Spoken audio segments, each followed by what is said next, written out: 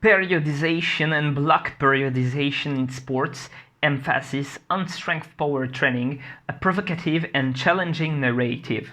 Donc on se retrouve aujourd'hui pour une revue informelle d'études qui parle de la périodisation. Alors qu'est-ce que c'est que cette étude-là qui est un petit peu c'est très particulier. En gros, ce sont un peu des chercheurs qui se sont rassemblés, qui en avaient un peu marre des critiques sur la périodisation et qui ont dit non mais attendez les mecs, la périodisation c'est quand même quelque chose qui fonctionne très bien et notamment la périodisation par bloc c'est quelque chose qui est cool et c'est même une méthode d'entraînement supérieure et arrêtez de raconter n'importe quoi sur la périodisation dans les médias etc.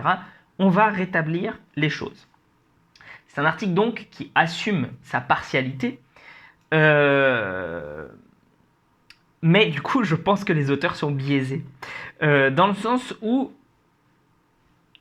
ils ont raison. La périodisation, c'est quelque chose qui, à mon avis, tu dois forcément avoir une forme de périodisation si tu as des périodes de compétition et que tu entraînes des athlètes. Tu dois avoir une forme de périodisation qui se crée. Maintenant, est-ce qu'on peut dire que la périodisation telle qu'il la présente est vraiment une méthode supérieure ? Je n'irai pas jusqu'à là. Je pense pas qu'on ait les éléments encore actuels de preuve pour le dire. Peut-être que moi aussi je suis biaisé, hein, il faut le, enfin, même très certainement, mais faut raison garder. Donc, le truc à garder à l'esprit, c'est qu'il faut comprendre ce que c'est que la périodisation déjà, pour commencer. La périodisation, elle est tout un historique. C'est né grosso modo d'un des entraîneurs russes. Il faut savoir qu'à l'époque, les Russes, c'était des chauds en termes de sport, mais vraiment très très forts. Notamment tout le bloc du communisme soviétique a apporté des méthodes, ça apportait du dopage hein, évidemment, mais ça apportait aussi des méthodes de ouf en termes d'entraînement qui sont encore utilisées aujourd'hui. Et le père de la périodisation, c'est Medvedev, je l'ai mal dit, Medvedev. Et c'est un sacré bonhomme qui a vraiment mis en place tout ce système de... Alors, avant, il y avait des choses, mais il a un petit peu formalisé ça et vraiment cadré le bousin, quoi. Et il a eu des très bons résultats avec ses athlètes. En fait, ça vient d'une simple idée, c'est de se dire, il y a une période dans l'année où il y a des compétitions. Est-ce qu'on peut faire en sorte d'ajuster l'intensité et le volume en fait de certains éléments de qualité physique pour faire en sorte de préparer l'athlète au mieux à cette période-là. Et donc, peut-être qu'il va falloir faire un petit peu plus de volume au début et puis un peu plus de spécificité à la fin. Donc, tu as typiquement en périodisation, si je ne m'abuse, tu as d'abord la phase d'accumulation, la phase de transformation et ensuite la phase de transmutation même et la phase c'est un peu à la Fullmetal Alchemist et après la phase de spécification de spécificité. Donc accumulation tu vas faire beaucoup de volume, transmutation tu vas transformer ton volume en quelque chose d'un peu plus spécifique, tu vas essayer d'introduire tes qualités physiques etc. Et spécificité tu vas vraiment bosser ta spécificité. Ce qui est très bien. Hein. Maintenant, la critique en fait principale qu'on a, alors ça c'est le modèle classique. Ensuite tu as le modèle par bloc. Le modèle par bloc, tu fais des blocs de qualité physique, etc. qui vont toujours s'inscrire dans cette espèce de grande pensée générale. Et le truc, la critique principale qu'on fait en fait à la périodisation, c'est de dire finalement si tu travailles juste une qualité physique, puis après tu travailles juste une autre qualité physique, et puis en fait tu vas perdre les effets de la première phase. Et c'est quelque chose qui est vachement recevable, moi je trouve, au niveau de la périodisation. C'est que, pour moi, il faut continuer au minimum à s'entraîner, au moins faire des rappels des qualités physiques que tu as travaillées précédemment, si tu veux garder ces qualités physiques-là.